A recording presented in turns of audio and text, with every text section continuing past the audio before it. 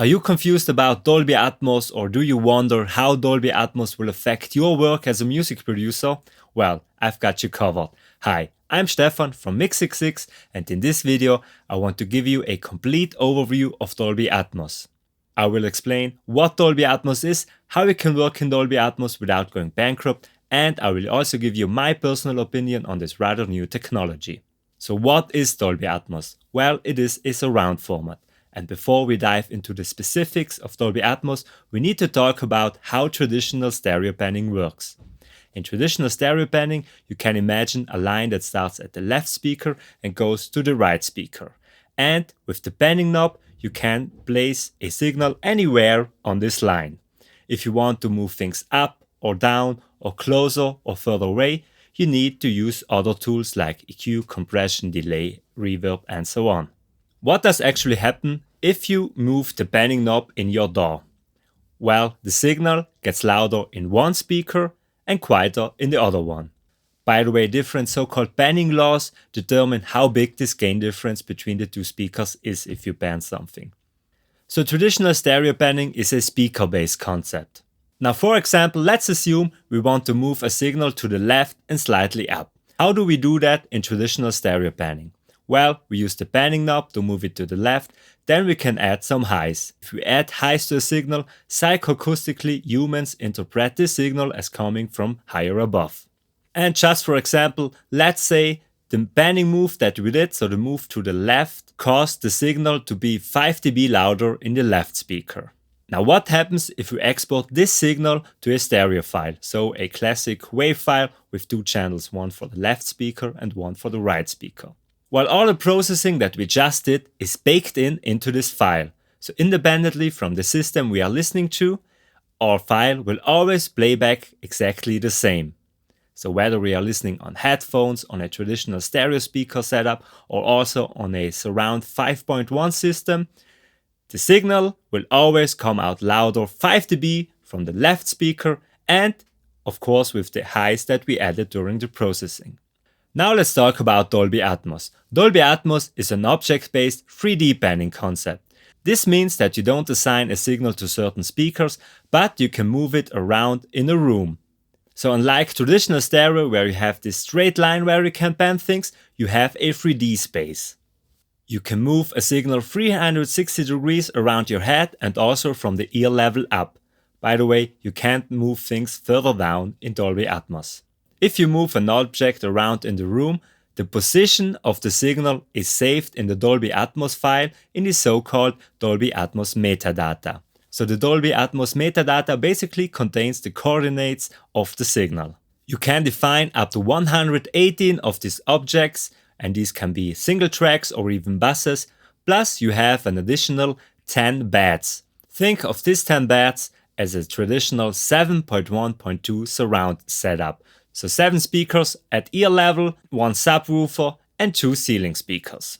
So basically Dolby Atmos uses a 7.1.2 surround setup as a basis, plus you can have another additional 118 freely assignable objects. Now what happens if you export your Dolby Atmos project? Well, the result is not a standard 2-channel WAV file, no, it is a so-called Audio Definition Model Broadcast Format, or ADM BWF WAV file. And this file contains the 7.1.2 surround setup plus the 118 objects with their Dolby Atmos metadata, so their coordinates. This is a 128-channel WAV file, and if you don't have a Dolby Atmos decoder or renderer and you play back this file, then you would hear just the first 2 channels. So again, let's assume we want the signal to move to the left and slightly up. How do we do that in Dolby Atmos? Well, it is quite simple. First, we open the object banner and then we can move our signal to the left and up. That's it, we are done. No need for additional EQ, compression, delay, reverb or anything. This is done by the Dolby Atmos renderer. If we then export our Dolby Atmos session into a Dolby Atmos master file, so a ADM BWF, our signal gets one of the 120 channels available. And the panning moves that we just did are not baked into the audio file, but into the Dolby Atmos metadata. so the signal itself remains unaltered. And now, if you want to listen to this file, you will need a Dolby Atmos renderer or decoder. The renderer will, based on the listening environment, apply psychoacoustical processing to the file to make it appear from the position that is saved in the Dolby Atmos metadata, so where we have banned it in our DAW. And that is why you can use the same Dolby Atmos master file whether you are having a 9.1.4 surround system or just headphones. It basically works also on a traditional stereo speaker setup, but what I have heard until now from that doesn't sound very good. So what happens if you are listening to this Dolby Atmos master file on headphones? Well, the signal comes out louder from the left speaker and the renderer will add some highs to make it appear from higher above. And if we listen to the same file on a 9.1.4 system, so 9 surround speakers, 1 subwoofer and 4 ceiling speakers, probably the Dolby Atmos renderer will send the signal to the left speaker and also to some ceiling speakers to make it appear from higher above without the need of any EQ. So that's the main advantage of Dolby Atmos compared to older surround format. It is not tied to a specific speaker setup. The problem with older surround format was that you needed specific setups. So if you want to listen to 5.1 surround system, you need to have 5 surround speakers and a subwoofer. With Dolby Atmos you can listen to 3D immersive music using headphones, TVs, soundbars, and now even cars have Dolby Atmos compatible speaker setups. If you are wondering how Dolby Atmos can reproduce 3D audio using headphones, so 2 speakers that are directly here on our ears, the answer is psychoacoustics. Our auricles and also reflections from the shoulder modulate sound waves in a very specific way, depending on the location where the signal is coming from. Dolby is using that to modify neutral sounds to make it appear from different locations. Or binaural listening, so listening on headphones, this is done via a so-called head-related transfer function. This goes even so far that with newer iPhones you can create your very own HRTF.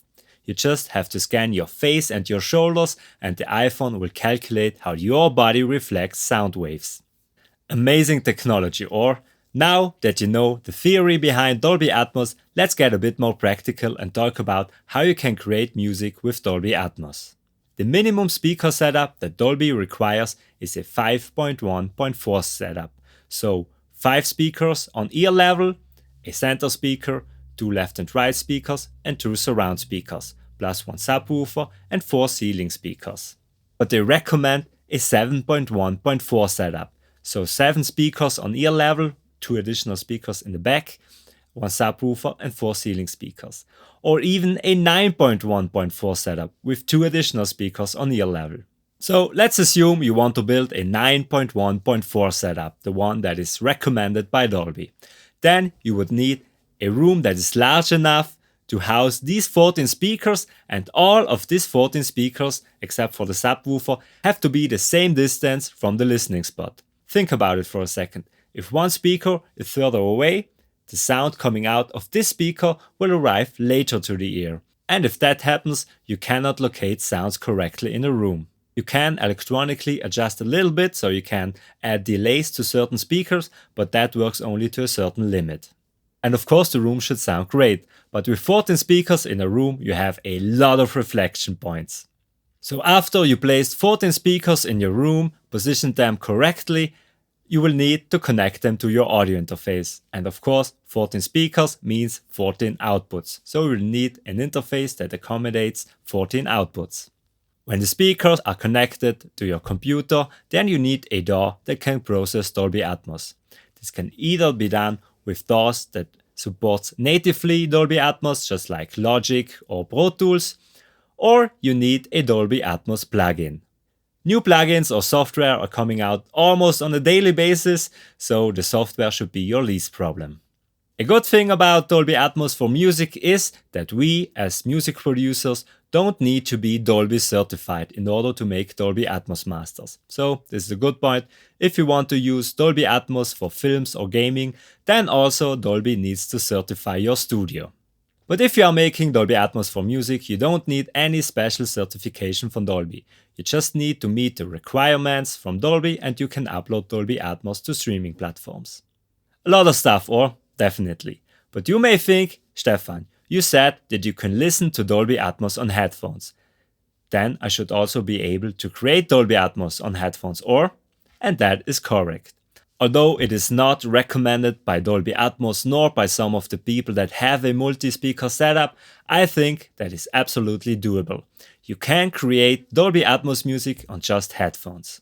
The big downside of using just headphones to create Dolby Atmos mixes is that you are not sure how they will translate to other systems. It will get you around 80% there, but for the remaining 20%, you should make some final adjustments using a multi-speaker setup, so at least a 5.1.4 setup, 7.1.4 even better.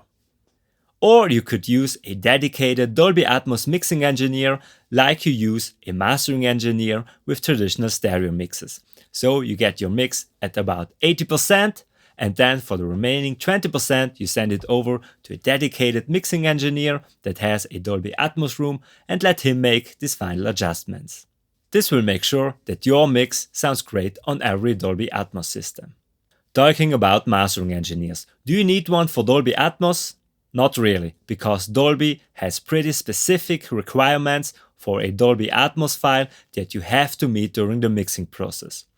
Additionally, you cannot apply mastering processing on the stereo bus in Dolby Atmos, because in Dolby Atmos there is no stereo bus. There is no stereo bus where you could put EQ, compression limiting to make your music sound better. You have to do this all while you are mixing. Now you should know what Dolby Atmos is and how you can create Dolby Atmos mixes. And before I give you my personal view on this whole Dolby Atmos debate, we need to talk about Apple.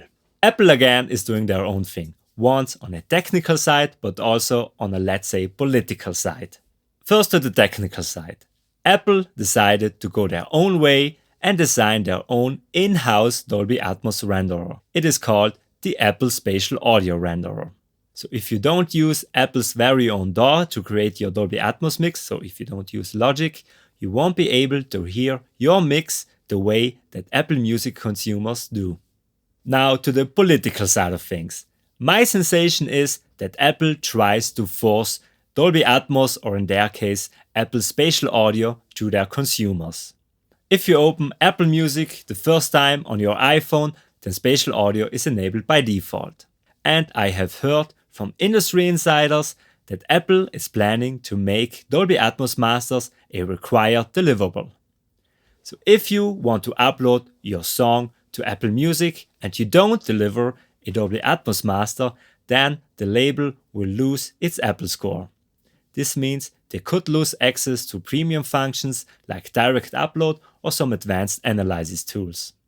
Additionally, I've read multiple news articles that say that Apple will push your music more if you upload a Dolby Atmos mix. So if you upload a Dolby Atmos master along your traditional stereo master to Apple Music, your music will be more visible on the platform and it is also more likely to be featured in playlists. Some also say that Apple pays out more royalties if you upload Dolby Atmos mixes. So even when people are listening to your stereo mixes, you will get more money just because you uploaded also a Dolby Atmos version of it. So why does Apple do all this, while the biggest streaming platform, Spotify, doesn't even have plans to offer immersive audio? My guess is that Apple wants to take market shares from Spotify, and of course, we all know Apple, they want to be forerunners using this new technology. But is Dolby Atmos really that great? Well, here's my personal opinion about Dolby Atmos. I guess Dolby Atmos was developed by Dolby to be used in films, and there it makes perfect sense. Just think about it. You just need one single Dolby Atmos master file per film, and it will be compatible with all the cinemas around the world, and it will also translate well. It makes even more sense for gaming or virtual reality, especially if you pair it with head tracking. Head tracking, as the name suggests, tracks your head and adjusts the 3D audio space around your head based on your position in the room. So let's assume you are playing Call of Duty, you're walking around with your gun and you hear your enemy behind you. You turn around and then you hear the enemy in front of you. You see, With gaming and virtual reality, this Dolby Atmos technology is great. So my guess is that this technology was primarily developed for film, gaming and virtual reality. What about music? Well, I think at some point Dolby thought, well, we can use this technology also for music, but no one really cared. That changed when Apple began to jump on the Dolby Atmos hype train. I already explained why I think that Apple began to invest in this technology. You must also say that Apple has the budget to do it. When Apple showed interest in this new technology, everything changed. Every Logic user around the world could create Dolby Atmos mixes by simply updating Logic. But for me, as a mixing engineer or audio engineer or also audio nerd, do I really think that Dolby Atmos is superior to stereo? My answer to that is it depends. For some genres, it can be great, for example EDM or some more experimental music. It can be great when things are flying around your head and are banned in a 3D space. But for more the traditional rock and metal stuff that I'm mostly working, I'm not that convinced of Dolby Atmos. In heavy genres, you are not looking for that spacious ambient sound, but for a wall of sound that hits you in the face. And that is mostly achieved by stereo bus processing, so compression and limiting your stereo bus. But in Dolby Atmos there is no stereo bus. There are some tricks in Dolby Atmos like using a bus compressor on every single track and sidechain that from a stereo mixdown, but until now I have not heard a Dolby Atmos mix that I liked more than the traditional stereo mix in heavy genres. For example, also Chris Lord-Alge, one of the most famous mixing engineers, says that he has a Dolby Atmos setup, but he usually just throws delays and reverbs in the surround channel. Most of the mix still comes out from the left and the right speaker. In an interview he said, and I second his opinion, that in rock and metal it's just weird if you go crazy with surround panning. This is true also for other genres. Let's talk about classical music for a moment. Is it really better if the violins are coming from high left and the trombones from the back? I don't think so. That's just not how people are used to hear that music. If you go to a classical concert, you hear all the instruments directly from the front and some room reflections from behind and from the ceiling. So for me, this is the way to think about a Dolby Atmos mix. You create a almost stereo mix in Dolby Atmos and then make it a little bit more immersive by moving some reverbs, delay or also some synths or additional instruments to the surround area. Another thing we have to talk about when discussing Dolby Atmos are the costs. If a music producer or a mixing engineer has to invest to be able to make Dolby Atmos mixes, then it is obvious that also the bands have to pay more for that technology. This may not be a big deal for bigger artists, but why should a small band that is struggling to break even also with their traditional stereo mixes invest even more money in Dolby Atmos, a technology that the average music listener doesn't even care about? You see, I think that for now it makes no sense for smaller bands to invest in Dolby Atmos mixes. So after all this negativity about Dolby Atmos, I want to add two things. First, we are just at the beginning of this new technology. Also, when there was the switch between mono to stereo recordings, people didn't really know what to do with this additional channel. They made all strange moves like putting the drums on the left speaker, the bass in the right speaker, and so on. After time, some best practices evolved and stereo sounded a lot better than mono. Maybe this is also the case for Dolby Atmos. Maybe we just need some more time that bands or songwriters, music producers or mixing engineer can develop new techniques to make Dolby Atmos sound even better than stereo mixes. The second thing I want to point out is that Dolby Atmos really does sound great in a 9.1.4 speaker setup. But again, which average music listener has such a setup? As a mixing engineer, I always try to deliver the best audio quality possible. But I must be happy if people are listening to my mixes on a decent playback system, so not just on their $5 earbuds or even directly from their phone. So for now, I don't think that bands or music producers or mixing engineers should invest in this new technology. I do think, however, if you are working in the music industry, so if you are a music producer, songwriter, mixing engineer, mastering engineer, whatsoever, you should learn about Dolby Atmos. There is a free course available at learning.dolby.com that offers you a great introduction to Dolby Atmos. In that way, you are prepared when Dolby Atmos really becomes a thing. Now, my real life experiences with Dolby Atmos didn't let me jump on its hype train. I've also made a test with the band that I'm working with. Basically, I created a Dolby Atmos mix for free to them to see if a Dolby Atmos mix really performs better on Apple Music. And until I have the results of this test that shows that it pays off to invest in Dolby Atmos, I recommend bands not to invest in Dolby Atmos mixes and also music producers not to invest in the Dolby Atmos setup. Once again, these are my personal opinions and they reflect my very own real-life experiences with Dolby Atmos. Also, I have talked with bands and the labels they are signed to. All this led me to this opinion. But I must say, I'm making this video in January 2024 and things can change pretty quickly, so it could be that I have to make an updated version of this video soon. But for now, this is my view on Dolby Atmos and now I would like to know your thoughts about it. Please let me know in the comments if you had any experience with Dolby Atmos and what you think about this new technology.